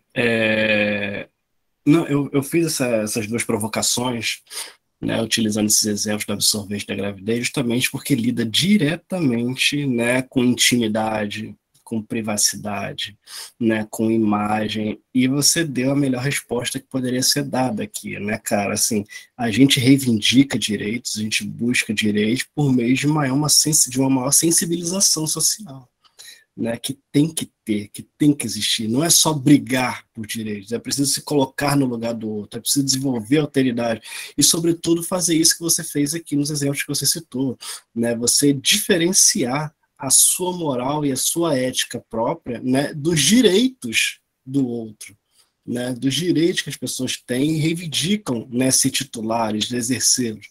Então, é justamente isso que falta, né, em diversos momentos aqui nas reivindicações políticas, na formação de pauta política, né, porque, como você mesmo falou, né, eu enfrentei muito isso na graduação, né, eu era um dos únicos, né, na FGV, é claro, né, que defendia as cotas raciais. Eu só falava assim, não, mas espera aí, cara, você é preto e você está aqui. Por que você está dentro? Se você pode, todo mundo pode. Eu falei, não, mas eu não posso. As pessoas não entendiam isso. Eu falei, não, mas eu não posso estar aqui. Quantos negros tinham na sua sala? Pois é, né, era eu mais um.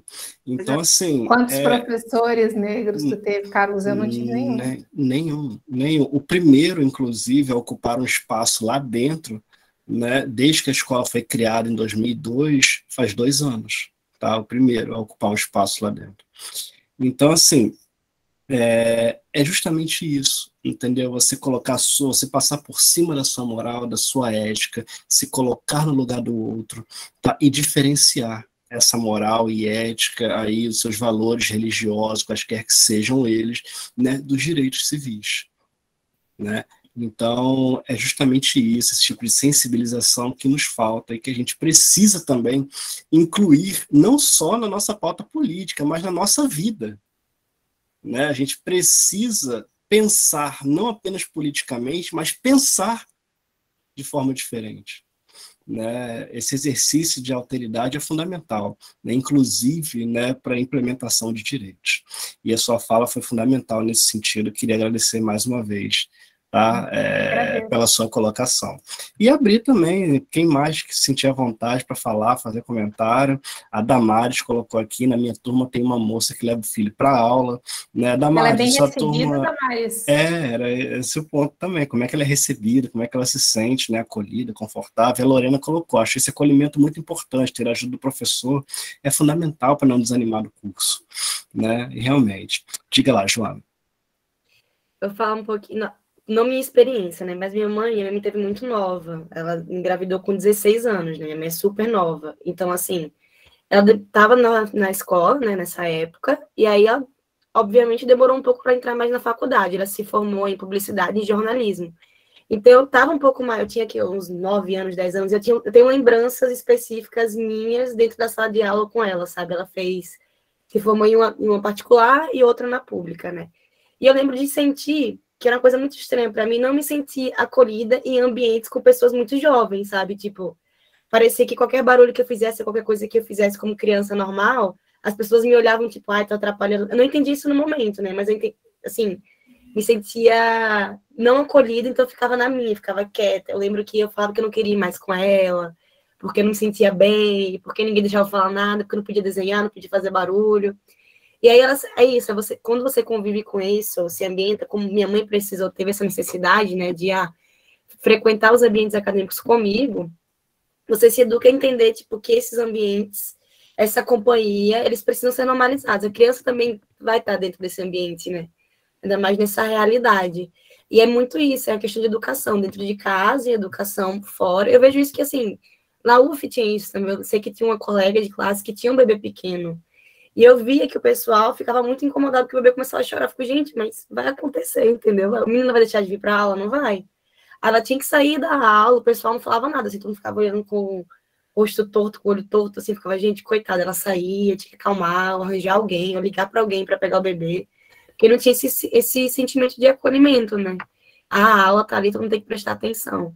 Então é isso, é educação acadêmica, educação dentro de casa, mas é difícil, né, você falar sobre isso quando são casos isolados, mas é um tema importante de se falar, entender, né? Mas quando você vive ou viveu, é isso.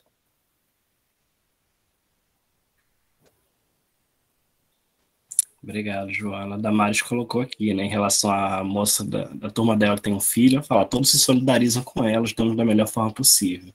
É um bonito exemplo, né, mas que infelizmente ainda é exceção, né, muito infelizmente, mas um bonito exemplo. Alguém mais, pessoal?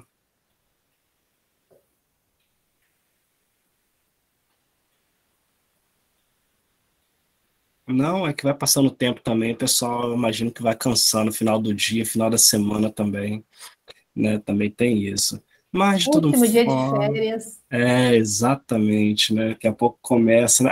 Dos alunos, né? Porque a gente não teve, né, Ah, Lúcia? não, eu não. Olha a animação do Gabriel para voltar para a aula. Pois é. Mas é isso, pessoal. Gostaria de agradecer mais uma vez a presença da professora Lúcia, né, a presença dos nossos alunos bolsistas, não, dos nossos alunos extensionistas, né, a Vitória Araújo, a Joana Carolina, o Gabriel Duarte, estão nos ajudando aí nesse projeto, tocando junto com a gente. Eu queria agradecer mais uma vez o apoio de vocês, tá? A presença de cada um que ainda está aqui conosco nesse momento. Eu sei que não é um horário fácil, é um horário de transição no período da tarde para a noite, muitos têm dificuldade, mas o que é muito legal nesse curso aqui, Lúcia, é que as pessoas que começam as aulas ficam praticamente até o final, sabe? As pessoas gostam, se interessam, alguns, assim, têm até uma certa vergonha de participar, uma timidez, né? Mas participa de outra forma, né, acompanhando ali atentamente, isso é muito legal. Queria agradecer a todos vocês, e Lúcia, né, vamos pensar aí em próximos eventos, em próximas participações, próximas atuações juntos aí, que foi muito bacana ter você aqui conosco, tá? E aí dá a palavra para você fazer o seu encerramento, fica à vontade. Certo, bom, muito obrigada a todos e todas que ficaram até aqui, muito obrigada, Carlos, pelo convite. Fiquei muito honrada com o convite. Eu recebi o convite do Carlos, deixa eu pensar, eu não tinha nem onde morar aqui em Macaé ainda. Eu tinha chego em Macaé, é que eu me lembro de onde eu estava, vejam o quanto eu me senti bem. Eu me lembro do lugar onde eu estava quando o Carlos me mandou a mensagem que eu me senti o máximo. Assim. Eu estava chegando na universidade e tinha alguém me convidando a fazer evento. Gente, eu me senti o máximo. Então, gostaria de, né, agradecer mais uma vez o convite, me coloco à disposição sempre que precisar, e eu acho que é isso, assim, eu acho que se tem uma coisa que a gente conversou hoje que é importante de pensar quando a gente faz política, é que política é o lugar da coletividade, né, então eu acho que para quem está aqui no curso, quem está assistindo, lembrem-se que quando a gente fala em política, a gente fala de coletividade, a gente abre mão da nossa individualidade por um bem que é um bem maior do que o nosso, né? Então, que isso fique para a gente se lembrar depois dessa aula, assim, que a gente tem que pensar num direito coletivo e não só no nosso direito, na nossa opinião própria. A gente está falando de coletividade. Isso aí. E, pessoal, muito obrigado mais uma vez a todos e todas. Gostaria de convidá-los a participar na próxima semana também. Falaremos um pouquinho aqui com o professor Hamilton, né? A vez do Hamilton, Lúcia, falar aqui na semana que vem, vai falar um pouquinho sobre responsabilização penal, né, de criança e adolescente no movimento estudantil, então como as pessoas podem se defender, o que pode acontecer, quais as possíveis consequências, qual o limite, né, da sua atuação, principalmente nisso, e falar que o nosso curso está muito legal, está muito bacana, está caminhando agora, né, para a sua segunda metade, a partir da semana que vem, tá? Então, já passamos aí por uma primeira metade do nosso curso. O curso termina na última sexta-feira de setembro, se tudo der certo. A gente sabe que eventos online, assim, o acaso conduz muitos eventos, né? De repente, do nada falta luz, a pessoa não pode participar, e o celular cai no chão, o computador. Já aconteceu diversas situações que a gente teve que enfrentar, mas continuem conosco, né? Apareçam no próximo evento, na próxima sexta-feira, continuem nos acompanhando aí, e em breve vocês vão receber aí novas notificações com material escrito, com disponibilização dos vídeos que vocês participaram aqui, tudo mais para consulta de vocês, tá certo? Então, gente, mais uma vez, muito obrigado. Aproveitem o último fim de semana de férias. Até a próxima semana, tá? E um bom fim de semana para todos vocês. Uma boa noite. Grande abraço.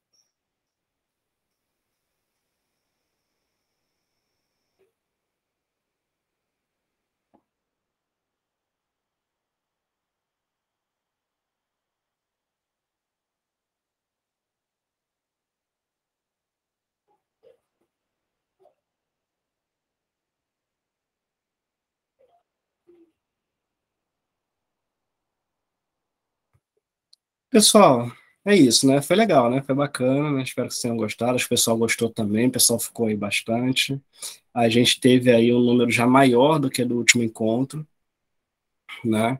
E aí, queria uma opinião de vocês, assim, eu vou disponibilizar os vídeos, tá? Lá no canal do programa de extensão, Direito do Futuro. Mas eu vou abrir um outro canal também, vou deixar 2 lugares para o pessoal acessar, e não importa quantos acessos vai ter em um, entendeu? O que importa é que as pessoas tenham mais formas de acessar. A minha dúvida é o seguinte: vocês acham que vale a pena fazer um Classroom para disponibilizar tudo lá? Eu já estou com os slides de quase todo mundo já, praticamente todo mundo que apresentou. Né? Você acha que vale a pena? Ou... Eu acho que não vai fazer muita diferença para o pessoal, não. Mas você acha que vale a pena fazer um Classroom para disponibilizar tudo lá arrumadinho ou não? Eu acho que o vídeo é mais importante, assim, acho que as pessoas vão se apegar mais no conteúdo, não assim nos slides em si, mas na explicação, né, na explanação. Uhum. É. Mas no Classroom vão ter os vídeos? É só o... Posso colocar os vídeos e os slides. Eu acho legal, porque eu gosto do Classroom, eu acho a plataforma bem organizada, assim. Isso.